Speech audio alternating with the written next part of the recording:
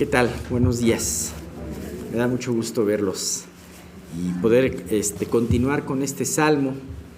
Este salmo que pienso yo que nos ha estado dejando mucho y que, sobre todo porque es un salmo de algo que estamos poco habituados de hacer. Estamos más habituados muchas veces a quejarnos en general que darle gracias a Dios. Y sobre todo, gracias a Dios no de una manera irreflexiva, sino gracias a Dios de una manera consciente, haciendo memoria de todas sus bendiciones, ¿no? Y bien, pues vamos a pedirle a Dios que nos guíe en esta mañana para que sea Él el que hable y guíe y dé este mensaje. Señor, pues te queremos dar muchísimas gracias por el día de hoy. Gracias, Padre, por estos himnos maravillosos, pues inspirados, Señor, por hombres de Dios. Gracias, Padre mío, porque pues en todo esto tú nos llevas a meditar y a preparar nuestros corazones. Gracias, Dios, porque tú ideaste la alabanza para que nuestro corazón internamente, Dios, te pueda agradecer como también te está agradeciendo David en este salmo, Señor. Te queremos pedir que nosotros aprendamos a exhortar, a bendecirte, a recordar en nuestra alma todos los beneficios, todas las bendiciones que tú nos has dado. Señor, somos por naturaleza olvidadizos en cuanto a las bendiciones. Somos por naturaleza más quejumbrosos, Señor, que reconocedores de tu bondad. Sin embargo, Padre, tú puedes trabajar en esto y puedes hacer que cada uno de nosotros te pueda ver y pueda ver esto claramente. Señor, pues te queremos pedir por todo esto y te queremos pedir que también los que están por llegar, a pesar de la aglomeración del estacionamiento del día de hoy, puedan tener lugar donde estacionarse y puedan llegar a tiempo. Te damos gracias y todo esto te lo pedimos en el nombre de tu Hijo Jesús. Amén. Por cierto, hemos pedido que Dios bendiga este lugar, que Dios lo prospere y que nos dé mucha gracia. No dejen de orar para que esto pueda seguirse dando, ¿no?, en el tiempo que Dios tenga aquí. Y bien, pues estábamos hablando precisamente en estos primeros 5 versículos de todas las bendiciones que Dios había estado dando a David. Recordando, este es un salmo escrito por el mismo David y es un salmo en donde David reconoce a nivel alma, reconoce en su alma todas las bendiciones que Dios le ha dado. Ahorita me encuentro en mi tiempo de lectura leyendo precisamente Primera de Samuel y ver ese contraste de 2 reyes, del primer rey Saúl y del segundo rey David. Si ustedes se dan cuenta, de alguna manera los 2 reyes eran humildes cuando llegaron al trono. Saúl no se pensaba capaz de poder ejercer el reinado. Tuvieron que, cuando lo iban a ungir y iban a presentarlo, iban a presentarlo delante del pueblo, tuvieron que sacarlo de donde él estaba escondido. Ese es un momento chistoso en la narración, ¿no? Sin embargo, ¿cuál fue David? De alguna manera también tenemos ese origen bajo, ¿no? Ni siquiera fue considerado por su papá para presentárselo a Samuel como un prospecto, y él estaba cuidando las ovejas. Sin embargo, también Dios lo puso en alto. ¿Y cuál fue la gran diferencia? La gran diferencia es que Saúl se ensoberbeció. Y al enorgullecerse, empezó a confiar en sus fuerzas y empezó a darse por merecedor de lo que Dios le había dado. Fíjate que cuando nos enorgullecemos, cuando vamos caminando en orgullo, vamos levantándonos en orgullo, pasan estas 2 cosas. Precisamente empiezas a confiar en tus fuerzas, en tus capacidades, y no en el trabajo de Dios. Y además te sientes merecedor de lo que tienes. Claro, yo estoy en esta posición porque he trabajado arduamente, ¿no? Pero aquí David dice, yo no soy nada. Yo tengo que reconocer, y reconoce alma, como si estuviera él mismo exhortándose. Ahora lo diría un personaje de a mí mismo, acuérdate de que Dios te hizo lo que has hecho, ¿no? Y entonces empieza a hablar de esas bendiciones que hablaba mucho con respecto a la redención. Ustedes se acordarán, perdonando las iniquidades, manteniéndole, saciando bien de su boca, rescatándolo del hoyo y dándole fuerzas como el águila, ¿no?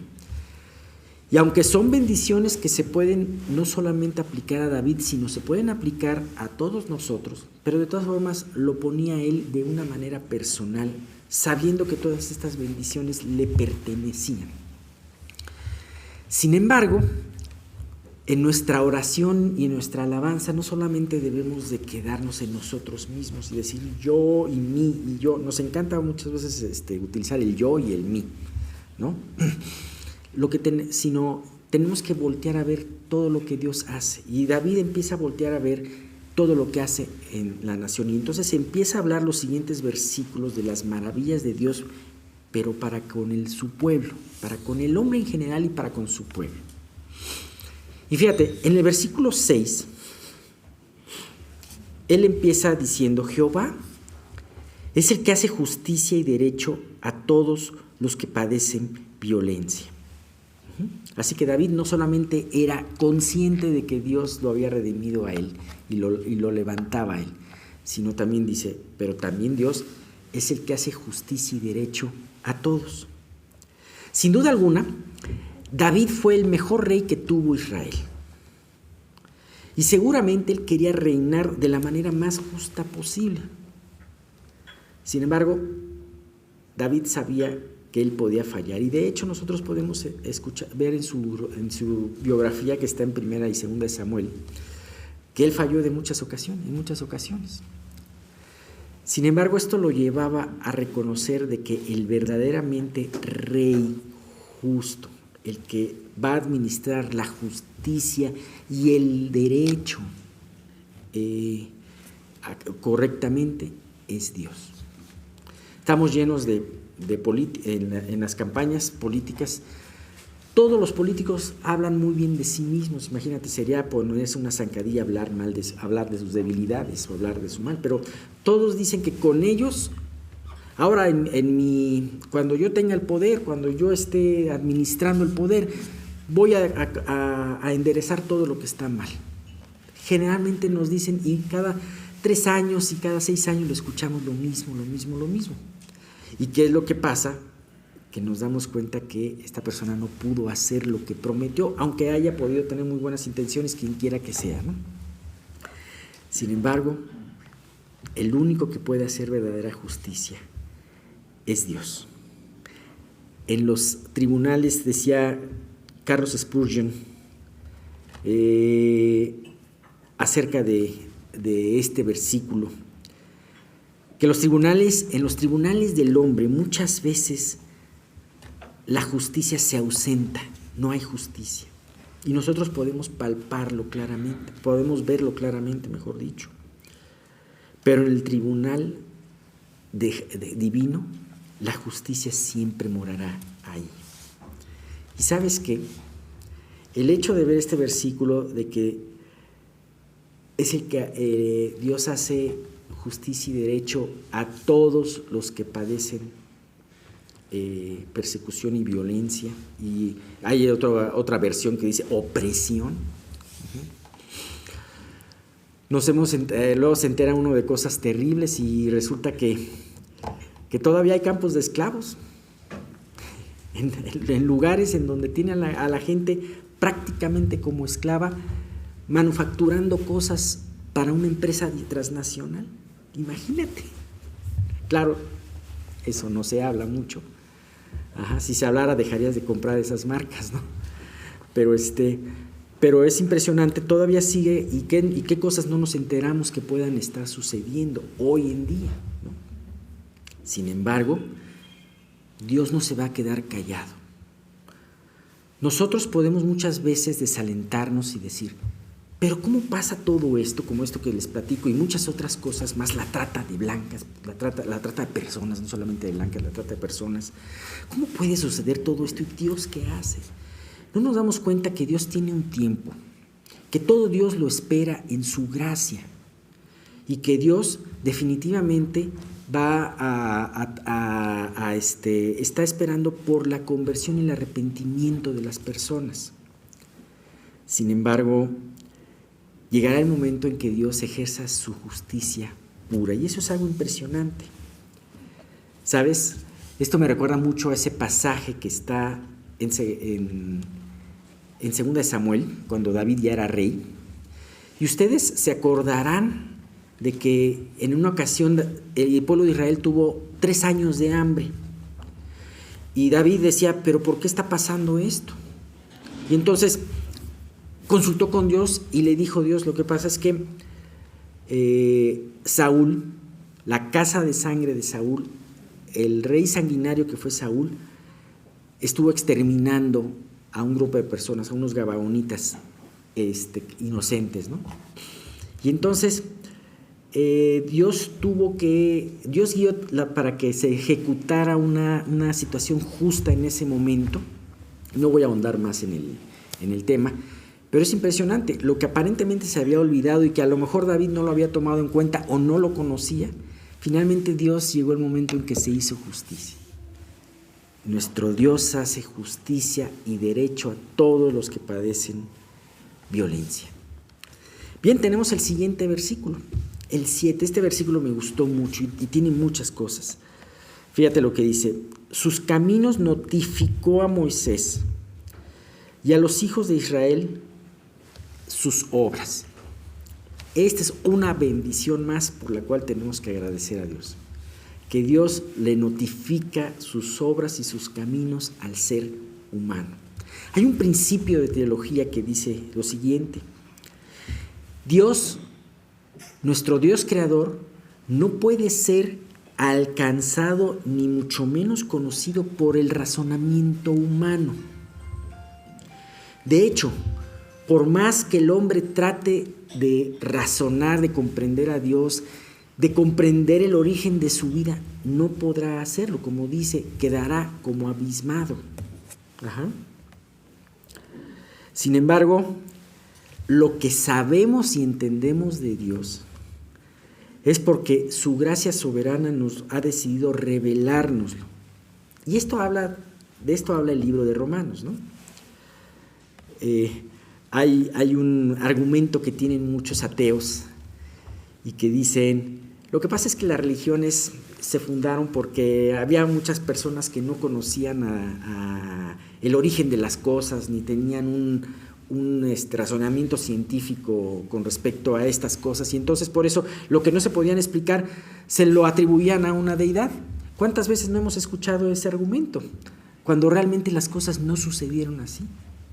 O sea, Dios desde el principio se reveló al hombre. El hombre se fue desviando y cada vez se fue nublando más en su pensamiento con respecto a las cosas de Dios. Eso es lo que pasó.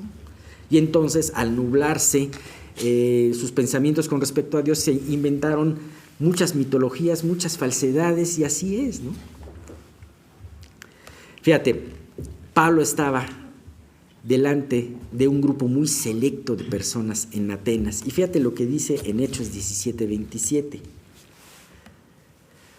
Para que busquen a Dios, si en alguna manera palpando, puedan hallarle, aunque ciertamente no está lejos de cada uno de nosotros. Pablo empieza a hablarles a estas personas y les empieza a hablar de un Dios que ellos no conocían. Algún día, si Dios nos permite, podemos hablar un poquito más extenso de esto, ¿no? Y estas personas que pensaban que sabían mucho, pero ellos no conocían al único Dios verdadero. Y entonces es de notar que en este versículo Dios les dice palpando, como una acción que hace un ciego, para poder conocer su entorno. ¿Qué hace un ciego? Palpa, ya sea con sus manos o ya sea con su bastón. para no tropezarse, para buscar lo que necesita buscar, ¿no? Y de esa manera se estaba refiriendo Pablo a este grupo selecto que era la crema innata de la sabiduría humana. En pocas palabras les estaba diciendo, ustedes que son la crema innata de la sabiduría humana, no son como ciegos delante de Dios. Es impresionante, ¿no? Y bien, volviendo a nuestro versículo, aquí habla, sus caminos notificó a Moisés y a los hijos de Israel sus obras. Aquí hay dos formas en que Dios se hizo manifiesto a sí mismo y a dos grupos de personas, uno muy reducido que de tan solo una persona y el otro muy amplio de millones de personas. El primero, el muy reducido, sus caminos notificó a Moisés. Fue precisamente a Moisés a quien Dios le notificó su voluntad expresada en palabras. Su ley fue exactamente el que dijo yo, el Dios creador, el Dios salvador tiene esta voluntad y esta serie de situaciones que necesito que sepas. Hay que recordar que en un momento determinado esta voz la escucharon todos los israelitas, ahí cuando estaban al pie del monte Sinaí. Sin embargo, después de haber escuchado, y porque en ese momento se manifestó con gran poder esa voz, el monte Sinaí, cuenta la historia, estaba ardiendo, había oscuridad y tinieblas, era una escena terrible. Sin embargo, en ese momento, el pueblo dijo, ya no queremos que Dios nos hable directamente, sino que te habla a ti y nosotros escuchamos. Entonces eso era la mayoría de la gente, no quería que Dios le hablara directamente. Y este grupo desgraciadamente es el mayoritario, aquel que solamente le interesa ver las obras, los milagros de Dios, que está bien verlos y eso, que ya está bien reconocerlos, cuando menos hay quien reconoce que hay milagros de Dios y hay quien no reconoce. Bueno, pero aquellos que solamente se conforman con ver los milagros de Dios, pero no quieren entender ni seguir los propósitos de Dios para sus vidas. Los propósitos que están puestos a través de una voluntad expresada. ¿Sabes? Qué hermoso es que tú te emociones cuando tú ves un cielo estrellado, cuando ves un atardecer, o cuando ves la forma tan perfecta que tiene una flor. Sin embargo, si tú solamente llegas a emocionarte a esto y tú no quieres saber lo que Dios tiene en su palabra, no estás siguiendo a Dios. No estás queriendo seguir a Dios. ¿De qué te sirve ver el atardecer más hermoso y emocionarte con él si la palabra de Dios la haces para un lado, ¿no? Así que vemos que estos dos tipos de conocimientos, el de sus obras o el de sus caminos, va a depender de la disposición de la persona en conocer a Dios. Dios no hace acepción de personas, Dios no es discriminatorio. No dice, mira, unos cuantos que son los que les voy a dar a entender esto porque X, ¿no? Sino de alguna manera también tú puedes ver que esos cuantos a los que Dios les ha dado a entender de una manera más profunda su palabra, es porque ellos han dispuesto su corazón a Dios. Claro, también no podemos gloriarnos por esto porque también Dios hace un trabajo en nuestro corazón para disponerlo, ¿no? Es lo maravilloso y es a veces lo difícil de entender, ¿no?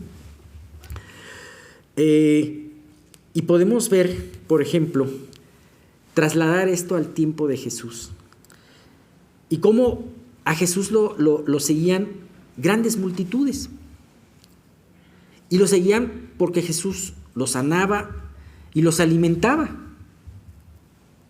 Sin embargo, solamente había un grupo reducido de personas, los cuales eran sus discípulos y los cuales se les permitió incursionar en verdades más profundas.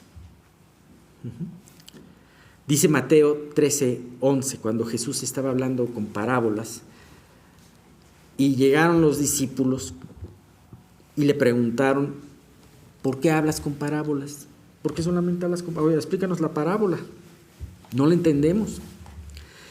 Y entonces Jesús les dice, y respondiendo les dijo, porque a vosotros os es dado saber los misterios del reino de los cielos, mas a ellos no les es dado. Ahora, curiosamente dices, ¿por qué a unos sí y a otros no? Imagínate toda la multitud y entre ellos estaban los discípulos. Terminó Jesús de dar su charla a través de historias muy bonitas llamadas parábolas. Y solamente un puñado de gentes que eran sus discípulos se acercaron a preguntarle el significado. Por esa razón Jesús les permite ir más profundo. ¿Sabes? En estas sillas hay muchas personas y ahora se nos ha llenado. Pero, ¿quién de todos ustedes se va a acercar con Dios y le va a decir, a ver no solamente explícame más esto de lo que estoy escuchando, sino también, Dios, ¿cómo puedo yo aplicarlo en mi vida? El conocimiento sin aplicación no sirve. Se termina diluyendo. Yo me acuerdo que hace muchos años me metí a un curso de una semana de un programa para dibujar. No lo usé, a los 2 años ya hubo la necesidad de usarlo como en blanco. No fue sino hasta que me puse a darlo y usarlo, cuando realmente obtuve un beneficio, ¿no? De la misma manera, ese es el conocimiento espiritual. Ahora, es importante por eso pedirle esto. Y Jesús también les reprende a la gente acerca de esa actitud de solamente fascinarse por sus milagros y todo eso y no ir más allá. Juan 6, 26 al 27, respondió Jesús y les dijo, de cierto os digo que me buscáis, no porque habéis visto las señales, sino porque comisteis el pan y os saciasteis. Trabajad no por la comida que perece, sino por la comida que a vida eterna permanece, la cual el Hijo del Hombre os dará, porque a éste señaló Dios el Padre. ¿Sabes qué es impresionante? Después de alimentar a 5,000 y a 4,000 personas, Jesús, la gente lo siguió, dijo, no, pues aquí ya tenemos una pensión padrísima, ¿no? Y Jesús se les voltea y les dice, o sea, ustedes me están siguiendo porque les di pan y pescado. Ok, también es natural. ¿Saben qué? No busquen esa comida solamente. Esa comida Dios nos la va a dar. Sino busquen la comida que a vida eterna permanece. No solamente se queden en la bendición y en el milagro que Dios haya en sus vidas, sino también una vez que Dios me haya liberado de esta prueba que estoy pasando, una vez que Dios me haya contestado esta oración que le estoy pidiendo, ¿voy a seguir siendo el mismo? Anhelo decirle como a esos, acuérdense, eran 10 leprosos. Los 10 se acercaron de lejos, estuvieron de lejos y le pidieron a Jesús que los sanara. Y Jesús les dijo, voltéense y váyanse con el sacerdote a mostrarse ya limpios. Ajá. Y cuando iban caminando, los 10 se limpiaron de esa lepra. Fue un milagro impresionante. Pero solamente uno, el samaritano, regresó con Jesús y lo alabó. Aprovechó la oportunidad de tener cerca a su Dios y a su Maestro para poderlo alabar. ¿Sabes que somos muy parecidos? Dios nos contesta algo y nos olvidamos. O Dios no nos contesta algo y nos enojamos. Y muy pocas veces queremos ir al meollo de su voluntad y decir, Dios, como decía Sadrach y Mesach y Abednego, y aunque Dios no quisiera librarnos del fuego, de todas formas no adoraremos la estatua de Nabucodonosor. Bien, esto nos debe de llevar a meditarnos en qué tipo de acercamiento y actitud quieres tener delante de tu Salvador.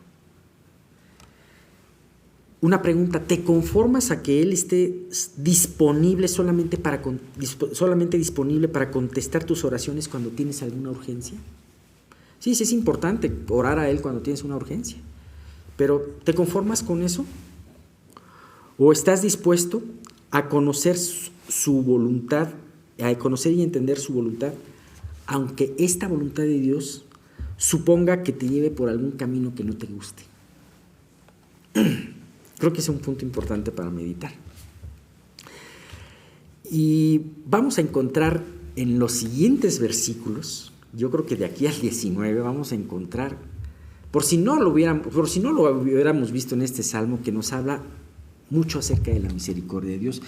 Pero no hay que confundir la misericordia de Dios con una especie de dejadez o una especie de hacerse de la vista gorda, sino realmente la misericordia de Dios al tratar con nuestras vidas, al tratar con nuestro pecado y al hacer su obra en nosotros. Es impresionante. Tenemos un Dios todopoderoso, que su poder no se debilita cuando usa de su misericordia, sino al contrario, es una manifestación también de su poder. Bien, terminamos aquí con esto y continuamos los salmos. Muchas gracias.